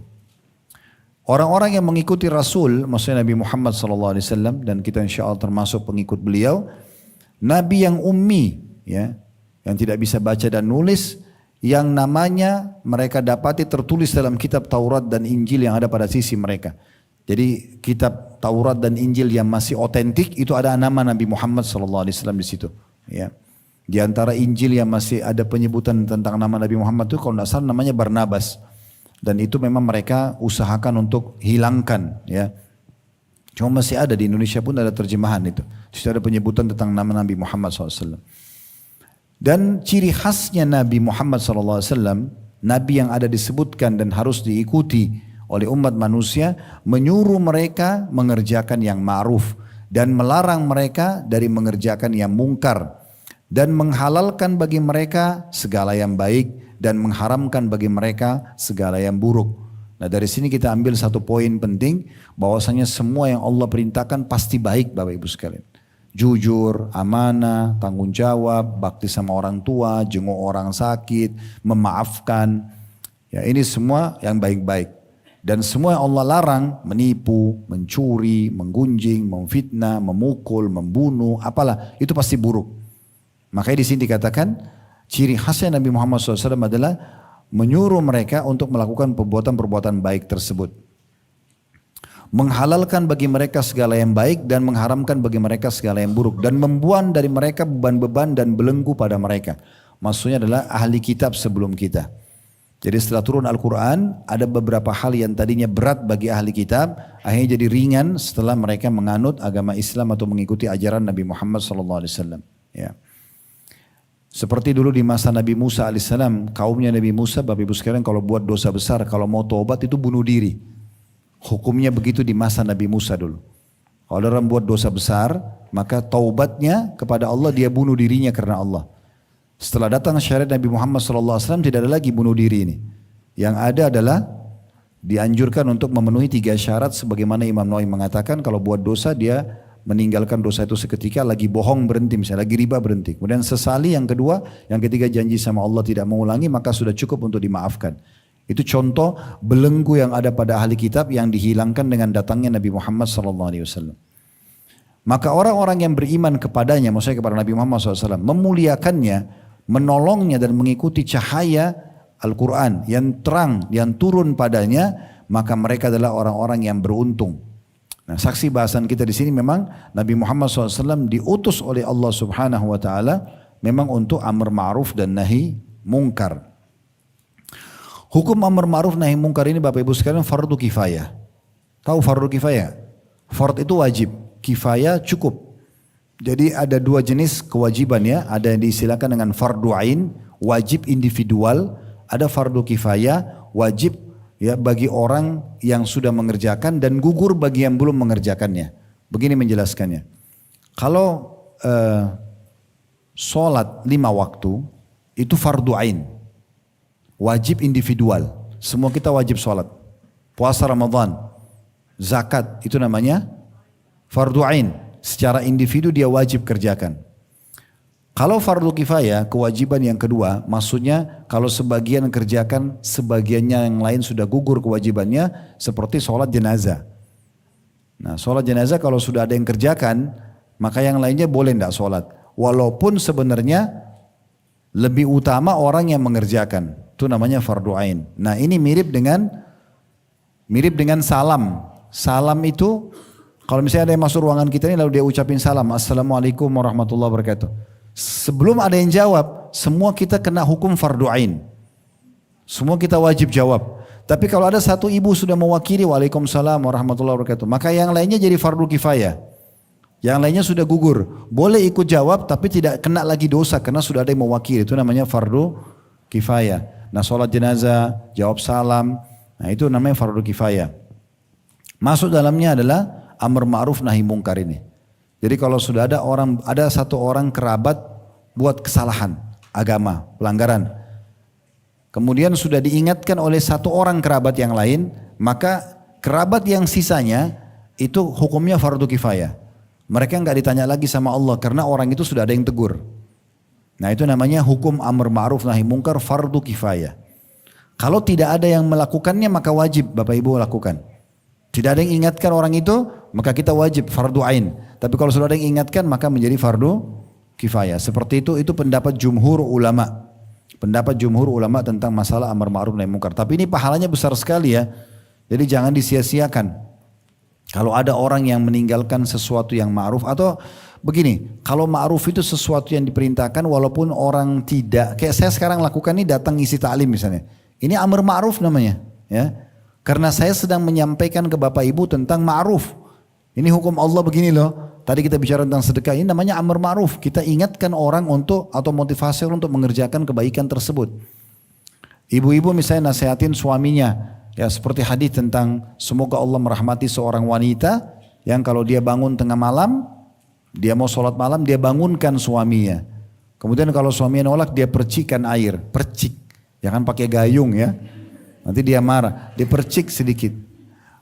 Dan semoga Allah merahmati seorang suami, juga sebaliknya yang bangun sholat malam, kemudian dia bangunkan istrinya, kalau istrinya nolak dia percikan juga air. Kalau keduanya bangun sholat berjamaah, suami istri ini, maka dua-duanya dicatat sebagai laki-laki dan perempuan yang banyak berzikir kepada Allah. Ya. Dan itu doanya akan mustajab dan segala macam keutamaan yang akan didapatkan. Dan ini sebenarnya keromantisan yang hakiki gitu ya, orang sama-sama suami istri mengerjakan ibadah bersama-sama. Nah itu contohnya. Jadi dia melakukan itu dengan cara-cara yang baik. Dalil dari sunnah adalah hadis riwayat Muslim, kata Nabi SAW, man ra'a minkum munkaran falyughayyiru biyadi, siapa yang lihat kemungkaran maka dia harusnya mengubah dengan tangannya. Tangan ini maksudnya power ya, seperti pemerintah kepada masyarakat, ya, orang tua kepada anak, suami pada istri, atasan pada bawahan, ya ini semua adalah power ya, dengan power. Ya, jadi ini saran saya bagi Bapak Ibu yang Allah berikan perusahaan ya, maka justru tunggangi perusahaan itu untuk kita jadikan sebagai ajang amar ma'ruf kita. Ya, dan nahi mungkar, maksudnya kepada staf-staf ini justru kesempatan ya, yang belum pakai hijab diberikan hijab, yang belum sholat diperintahkan untuk sholat di waktu sholat ya. Kemudian kita terapkan peraturan-peraturan Islam pada mereka. Karena terlalu banyak di luar sana perusahaan-perusahaan orang non-muslim itu yang sengaja justru menunggangi kemampuan mereka untuk membuat umat Islam yang sedang kerja meninggalkan agamanya. Ya. Kami punya pengalaman itu hari waktu pertama buka restoran di Kalibata City sebelum pindah ke Condet sekarang. Itu setiap waktu sholat saya mengatakan tidak boleh terima orderan. 10 menit sebelum sholat gak boleh terima orderan. Tutup semuanya. Maka kita tutup rolling door-nya restoran, karena waktu itu di mall pakai rolling door ditulis sedang sholat. Ada beberapa orang-orang muslim tetangga-tetangga kita di situ yang bekerja sama orang muslim datang kepada staf-staf kami lalu berkata begini, di situ disuruh sholat ya? Kata staf kami iya, bahkan di sini tidak boleh kalau nggak sholat, disuruh tutup gitu. Wah enak bener ya. Mereka bilang begitu tuh pengakuannya.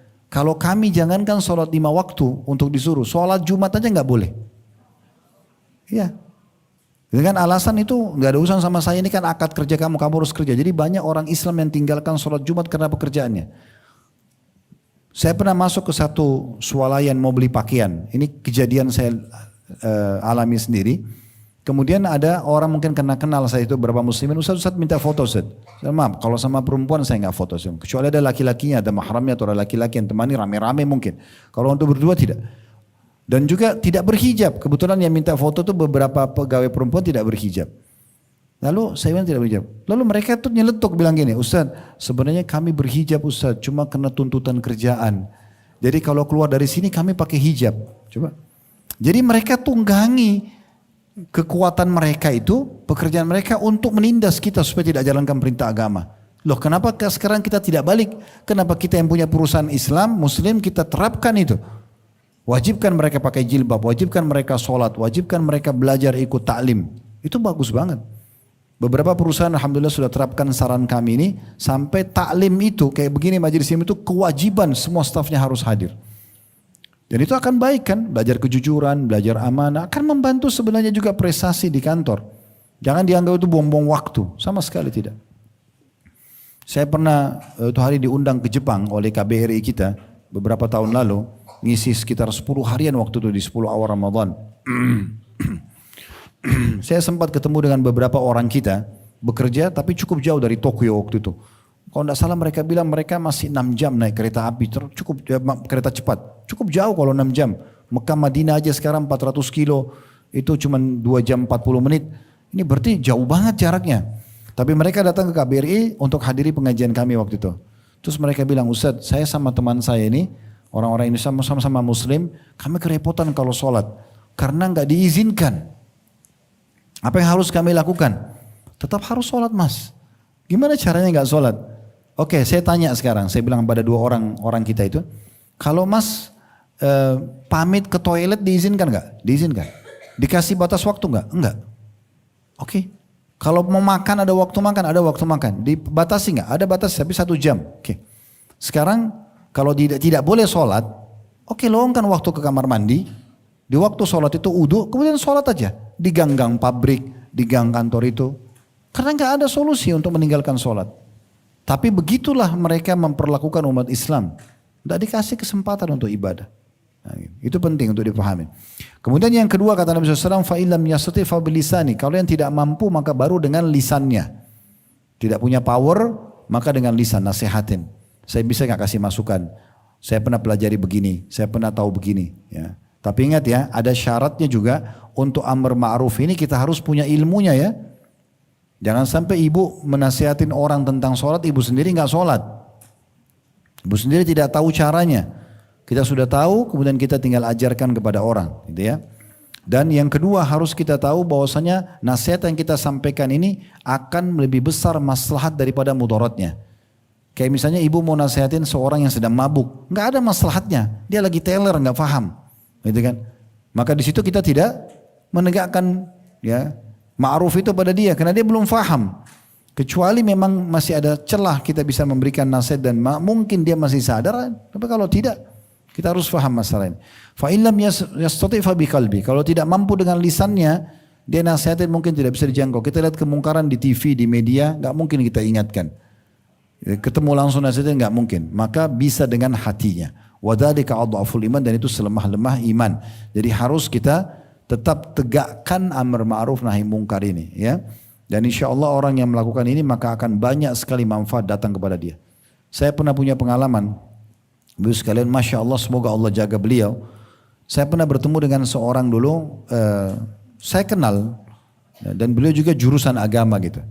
Ini cerita mungkin 20 tahun yang lalu atau lebih gitu. Saya ketemu di Jakarta, saya waktu itu masih tinggal di Makassar, ketemu di satu kantor lembaga keagamaan, terus ngobrol-ngobrol, oh ternyata sama-sama gitu ya, di jurusan agama, kami juga satu fakultas. Kemudian saya cuma tanya, antum ada kegiatan taklim gak? Dia bilang gak ada Ustaz. Ini cerita 20 tahun yang lalu. Gak ada taklim. Kenapa gak ada taklim akhi? Antum 4 tahun, 5 tahun kuliah agama, terus gak dipraktikin, ini Allah akan tanya pertanggungjawabannya nanti hari kiamat. Terus dia diam gitu. Terus saya bilang sama dia, begini aja, kenapa antum gak buat minimal mulailah sepekan sekali saja. Sepekan sekali, malam apa, hari Rabu, hari Kamis, buat satu dulu, bedah satu buku di masjid terdekat dengan rumah antum. Mulai aja dulu, satu. Kalau sudah berjalan, antum merasa masih lebih lowong, oke, sepekan 2 kali, sepekan 3 kali. Tuangkan ilmu ini, itu amar ma'ruf nahi mungkar. Mengajak orang berbuat baik, nanti orang kerjakan, antum akan panen pahalanya. Atau ada orang buat kemungkaran, dia berhenti karena tahu ancaman yang antum sampaikan. Udah, dia bilang, ya jazakallah khair, salaman. Saya pikir orang itu mungkin tidak terima gitu ya. Biasa aja responnya. Mungkin 5-6 tahun, 7 tahun lah setelah itu. Saya pindah ke Jakarta, kemudian saya isi taklim di satu masjid, kebetulan masjidnya 2 lantai. Saya ngisi lantai 2 itu orang-orang dewasa semua, bapak-bapak, ibu-ibu yang sudah dewasa. Di lantai 1 rupanya ada satu ustadz ngisi buat anak-anak muda. Saya begitu turun dari tangga, ustadznya berdiri lalu salaman sama saya. Dia kayak familiar sekali, tapi saya nggak ingat wajahnya. Setelah ketemu salaman, Ustadz antum lupa sama saya. Siapa ya? Oh ternyata orang yang saya nasihatin yang 7 tahun lalu itu, gitu kan? Dia sudah berubah performan, sudah ada jenggotnya panjang, udah berubah. Terus, oh iya, terus langsung dia ucapin kata-kata begini. Saya ingat terus itu. Dia mengatakan, jazakallah khair Ustadz. Semenjak antum nasihatin itu saya mulai berpikir, benar ya. Jadi semenjak itu dia terus mengajar, sampai hari ini masih mengajar. 1-2 kalimat yang kita sampaikan, kita berikan masukan, orang bisa jadi baik. Berapa banyak pahala kita panen?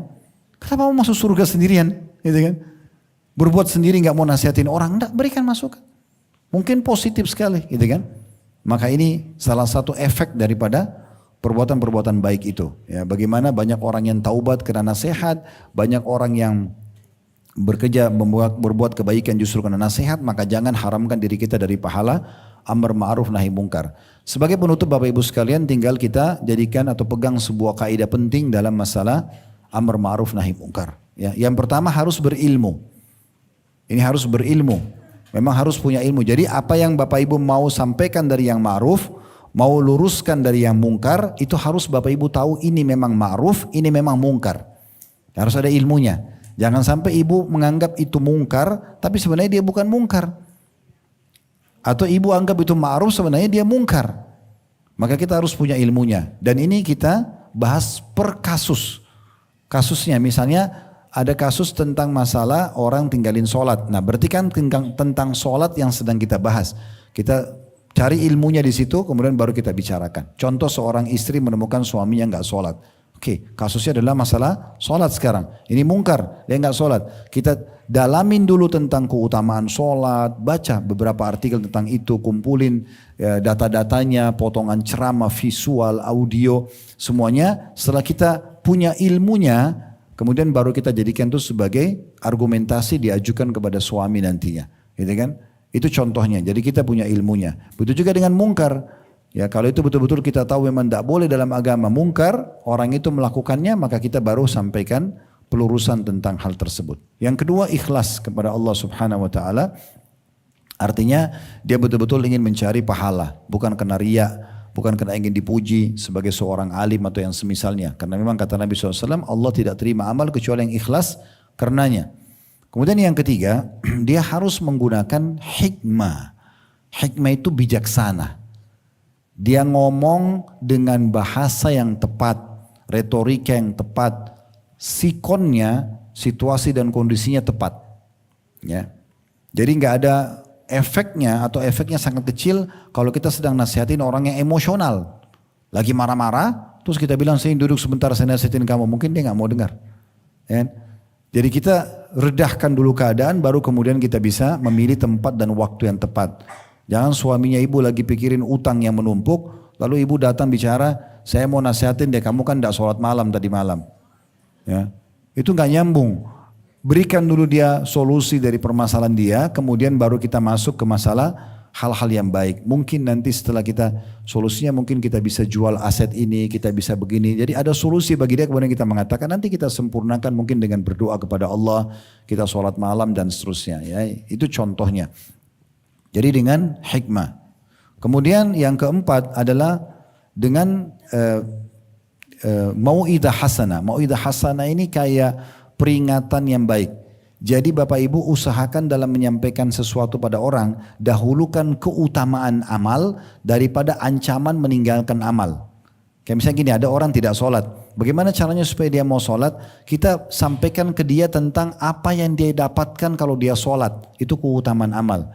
Jangan awal ibu nasihatin suami atau anak, lalu kemudian ibu sudah mulai dengan ancamannya. Orang kalau tidak sholat masuk neraka loh. Itu jangan dulu. Yang didahulukan mau'idah hasanah, keutamaan dulu. Orang sholat itu dibersihin dosanya loh. Nabi SAW bersabda, bagaimana kalau seseorang dari kalian punya sungai, di depan rumahnya ada satu sungai mengalir dengan deras dan dia mandi sehari 5 kali. Apakah masih tersisa kotoran di badannya? Maka kata para sahabat, tidak ya Rasulullah. Kata Nabi SAW, begitulah perumpamaan sholat 5 waktu, membersihkan dosa-dosa. Jadi kita sebutkan apa yang dia dapat. Apa yang dia dapat, itu namanya keutamaannya. Dahulukan keutamaan-keutamaan amal. Kalau dia sudah nolak setelah disampaikan keutamaan amal dan sudah sering kita ingatkan, baru kita sampaikan ancamannya. Jangan mulai dengan ancaman dulu, ya. Keutamaan. Orang biasa bohong. Kita sebutkan keutamaan orang jujur, kan? Keutamaan orang jujur itu ini, dapat ini, dapat ini, dapat ini. Nanti kemudian kalau dia menolak, baru kita masuk kepada ancaman orang yang bohong. Nah gitu. Seperti itulah ya. Itu namanya mau'idah hasanah. Kemudian yang terakhir, yang kelima adalah jidal billati hiya ahsan, atau berdebat pun dengan cara yang baik.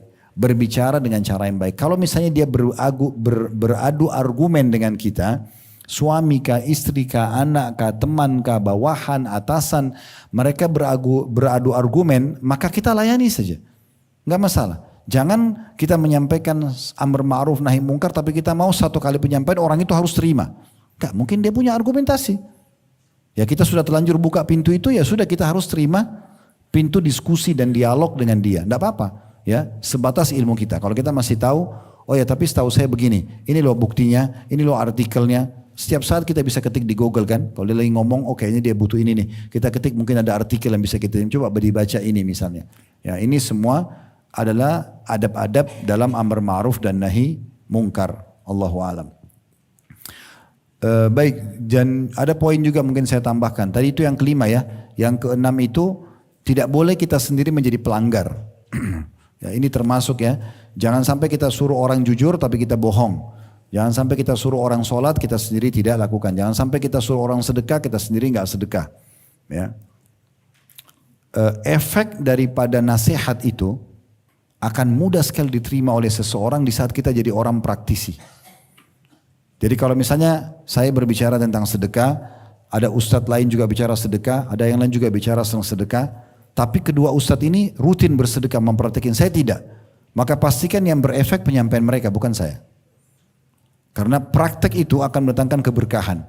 Kita biasa sholat malam, kita nasihatin orang sholat malam. Walaupun sebenarnya penyampaian kita dengan orang yang lain sama, dalilnya mungkin sama, bahasanya tentang sholat malam sama, tapi dia tidak praktekin, kita praktek, maka kita yang akan berefek kepada orang tersebut. Makanya dari sekian banyak orang da'i yang menyampaikan, siapa yang berefek di antara mereka? Ya tergantung orang itu praktisi atau bukan. Ya, kapan dia hanya menasihatin orang tapi dia tidak lakukan, maka percuma saja. Ada satu kisah sebagai penutup di Mesir pernah terjadi, dinukil oleh beberapa da'i di sana. Kisah nyata, ada seorang da'i dia punya retorika sangat bagus dalam menasihatin orang. Bagus sekali retorikanya. Jadi dia menyampaikan tentang sedekah waktu itu sampai banyak jemaahnya nangis-nangis. Ya karena dia motivasi untuk sedekah, sebutin keutamaannya, apa yang akan didapatkan. Kebetulan salah satu yang hadir di masjid anaknya dia sendiri. Begitu selesai bubar ceramah, orang semua pada ngumpulin sedekahnya, dia pulang ke rumah, anaknya lagi ngumpulin juga punya dia untuk sedekah. Kata ayahnya, kamu mau ngapain? Dia bilang saya mau sedekah. Tadi kan ayah motivasi kami sedekah. Dia bilang bukan itu untuk mereka, bukan untuk kita. Ada orang begitu subhanallah. Dia jadikan dakwah itu sebagai profesinya saja. Tidak penting bagi dia praktikkan atau tidak. Jadi jangan terpengaruh hanya dengan retorika. Tapi orang itu kalau praktisi akan berefek sangat baik. Akan membawa apa yang disampaikan akan berbicara dengan hati kita dan akan membuat kita mau berubah menjadi lebih baik. Dan seperti itu kurang lebih. Jadi usahakan apa yang kita mau lakukan atau kita nyeru dari kebaikan, melarang dari kemungkaran, kita termasuk orang yang pertama mengamalkannya. Makanya Imam Malik rahimahullah, seorang ulama madhab, ya, gurunya Imam Syafi'i, pernah beliau ditanya tentang keutamaan bebasin budak. Beliau tidak jawab hampir 1 bulan. Tidak jawab itu. Setelah berjalan sekian lama, baru dia tanya ke majelisnya lagi, siapa yang bertanya bulan lalu tentang keutamaan bebasin budak? Orang itu angkat tangan, saya. Kata Imam Malik, ini loh keutamaannya, disebutin hadisnya, disebutin keutamaannya. Orang itu habis tanya, wahai Imam, kenapa anda baru jawab sekarang? Kata Imam Malik, karena semenjak kau bertanya, saya kumpulin uang dulu. Untuk saya beli budak, saya bebasin, baru saya ajarin kamu. Begitu luar biasanya mereka dalam mempraktekin dulu baru ngajarin kepada orang lain. Jangan sampai nanti kita masuk dalam firman Allah Subhanahu wa taala, kabura maqtan indallahi an taqulu ma la taf'alun. Sungguh berat di sisi Allah kamu mengucapkan apa yang kamu tidak kerjakan, ya. Kamu mengucapkan apa yang tidak kamu kerjakan. Jadi dia sudah ucapkan tapi dia sendiri tidak praktek apa yang dia ucapkan itu. Allahu a'lam. Baik, kalau ada benar dari Allah, kalau ada salah dari saya mohon dimaafkan. Subhanakallahumma bihamdika asyhadu an la ilaha illa anta astaghfiruka wa atubu ilaik. Wassalamualaikum warahmatullahi wabarakatuh.